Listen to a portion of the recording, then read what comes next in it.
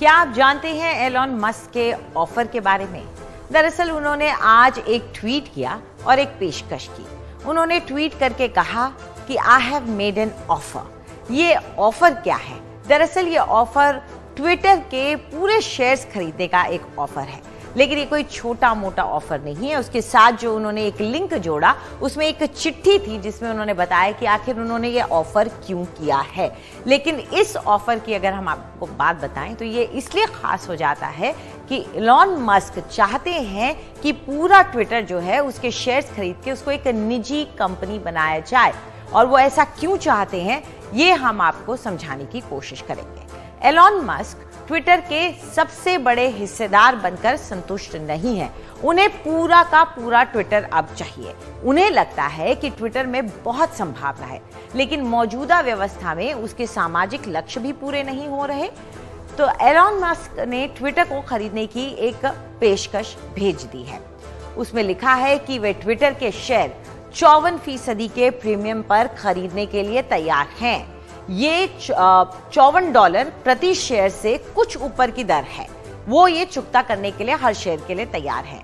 इस ढंग से अगर हम पूरे सौदे को कैलकुलेट करें तो वो $4,300 करोड़ के करीब बैठ जाता है, यानी कि $43 बिलियन का ये ऑफर बनता है। वैसे ये सवाल सबको हैरान कर रहा है कि आखिर एलॉन मस्क पूरा ट्विटर क्यों लेना चाहते हैं।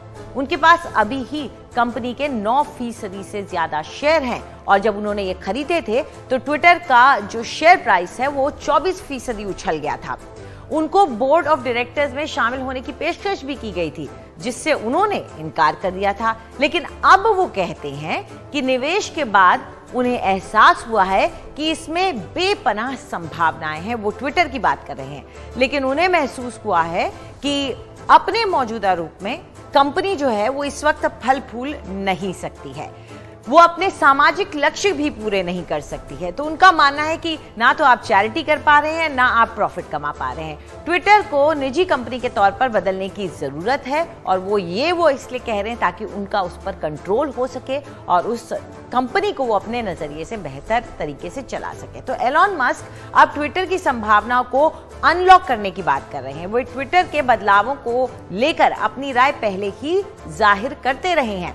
जब उन्होंने अपने शेयर्स खरीदे था उसके बाद उन्होंने ट्वीट किया था और चाहते थे कि एक एडिट बटन ट्विटर में होना चाहिए, और इसके लिए एक पोल भी उन्होंने कर दिया था, जवाब मांग रहे थे। और ये बात शायद बहुत सारे लोगों को रास भी आएगी, क्योंकि ट्विटर में जैसे कि हम सभी इस वक्त जानते हैं कि अगर आपसे एक छोटी सी भी गलती हो जाती है तो आप उसको बदल नहीं सकते। अगर आपने उसको अपलोड कर दिया है तो आप अपने ट्वीट को दोबारा नहीं बदल सकते, उसे एडिट नहीं कर सकते। आपको उसे डिलीट करना पड़ेगा और फिर से नए सिरे से ट्वीट लिखकर उसे दोबारा पोस्ट करना पड़ेगा। और एलॉन मस्क ने कई बार ट्विटर के लिए ऐसी बातें कही हैं कि वो क्या मानते हैं कि ट्विटर कैसा होना चाहिए, और एक बार फिर उन्होंने जब ट्विटर के 9% शेयर खरीदे उन्होंने ऐसा ही किया। इसके अलावा वो चाहते हैं कि ट्विटर पर सेल्फ वेरिफिकेशन का विकल्प हो, यानी कि जो ट्विटर वेरीफाई करता है और ये तय करता है कि आपको ब्लू टिक मिले, आपको ब्लू टिक मिले, आपको ब्लू टिक ना मिले, ऐसा ना हो। तो आप ट्विटर के मोहताज न हो जाएं और आप खुद ही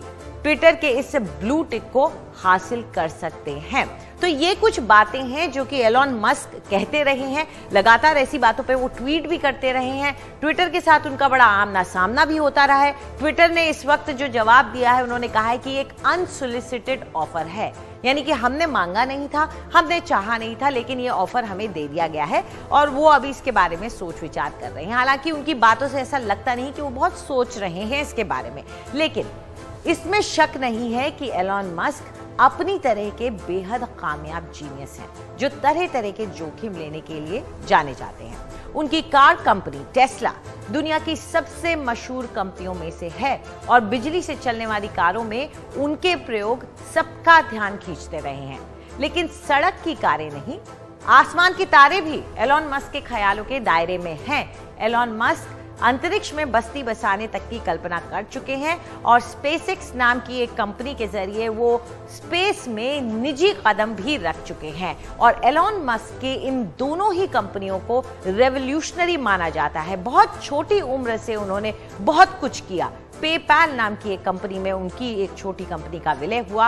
उनकी कंपनियों को बड़ी बड़ी कंपनियों ने खरीदा और उन्होंने करोड़ों रुपए कमाए, जिसका नतीजा यह है कि उनकी पर्सनल वेल्थ बहुत ज्यादा है, बल्कि उनके टैक्स को लेकर भी बहुत ज्यादा विवाद उठते रहे।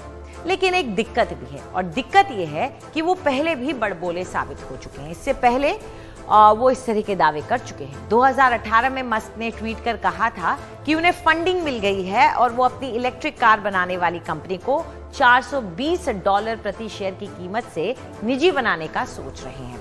ऐसा भ्रम फैलाने के लिए उनको और उनकी कंपनी को $2 करोड़ का जुर्माना भी भरना पड़ा था, और मस्क को टेस्ला के बोर्ड के चेयरमैन के पद से हटा दिया गया था, उन्हें छोड़ना पड़ा था। और उनके ट्वीट्स पर उनके वकीलों की नजर रखी जा रही थी, खासतौर के वो ट्वीट्स जिनका असर टेस्ला कंपनी के शेयर्स पर पड़ सकता था। फिलहाल दुनिया में असमानता की शायद इससे बड़ी कोई तस्वीर नहीं हो सकती, और हम आपको इसको दिखाने की कोशिश करते हैं। मस्क जितने में ट्विटर खरीदना चाहते हैं, ये जो आप देख रहे हैं $43 बिलियन, वो आपको बता दें कि एक बार में श्रीलंका का पूरा विदेशी कर्ज का भुगतान कर सकता है। कैसे? 2 करोड़ 17 लाख के डेली एक्टिव यूजर्स हैं ट्विटर पर, और उसको खरीदने के लिए मस्क ने $43 बिलियन देने की बात कही है। और श्रीलंका में 2 करोड़ 19 लाख लोग हैं, और उनका जो विदेशी कर्ज है वो भी $47 बिलियन का ही है, जिसके कर्ज के तले वो लोग दबे हुए हैं। तो अगर चाहें